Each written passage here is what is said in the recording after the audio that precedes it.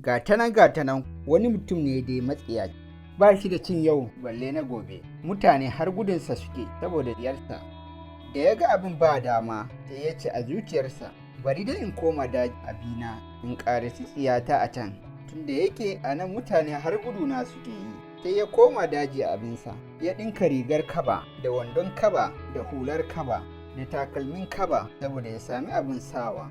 Kullum sai ya fasa wani abu wai shi dawule ya ci, ba shi da wani abinci sai dawule da ɗanya.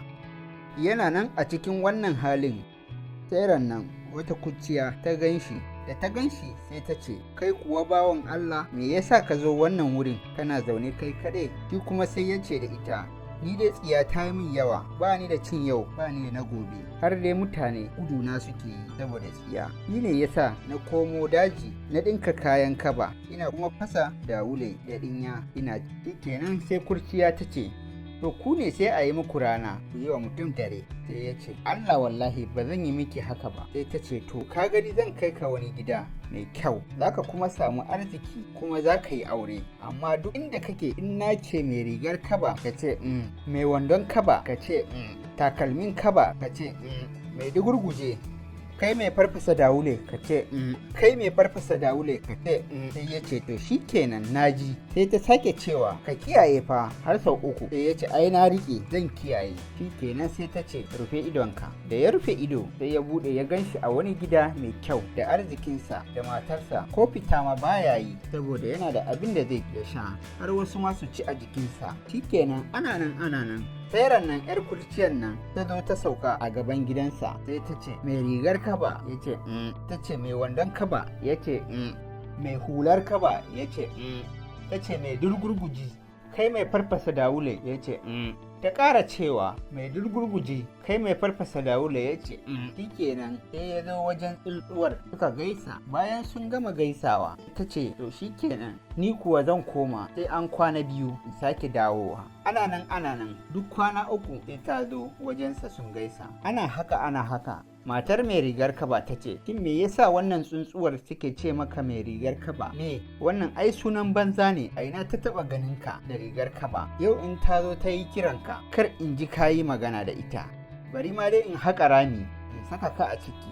Idan wannan shagiyar tsuntsuwar ta zo ta yi magana ta ji baka amsa ba, ai ta tafi ta bamu wuri.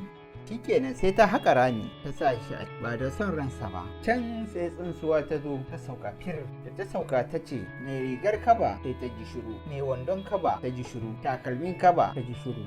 Tsuntsuwa ta gaya masa duk abin da ta saba kiransa da ta ji shiru. Shi mai rigar kaba yana cikin rami bai san tsuntsuwa ta zo ba. Da tsuntsuwa ta ji shiru sai ta sake kiransa da ƙarfi. Daga nan sai ya ji kamar ana kiransa, sai ya motsa kusa da bakin rami. Sai kuwa ya ji tsuntsuwa mai rigar kaba ya ce yana cewa kenan sai karaf a kunnen matarsa. Da matar ta ji mijinta ya amsa sai ta taho bakin rami. Sai tsuntsuwa ta ci gaba da cewa mai wandon kaba. Idan mijin ya ce sai ita matar ta yi surutu yadda za ta hana tsuntsuwar nan jin amsar da ya bayar. Matar nan dai ta buge da yin fada tana cewa ke tsuntsuwar nan ta shiki ba muri, kar ki ƙara zuwa mana gida. Shikenan shi kuwa mutum yana ta amsa wa tsuntsuwa a cikin rami, amma ita matar ta hana tsuntsuwar nan jin abin da yake faɗa. Da matar ta kufula sai ta ɗauki itace za ta doki tsuntsuwar, sai tsuntsuwa ta tashi abinta da ta ce yana cewa to shikenan mai rigar kaba, na ta matarka ta jawo maka, ka kuskure abin da na gaya maka,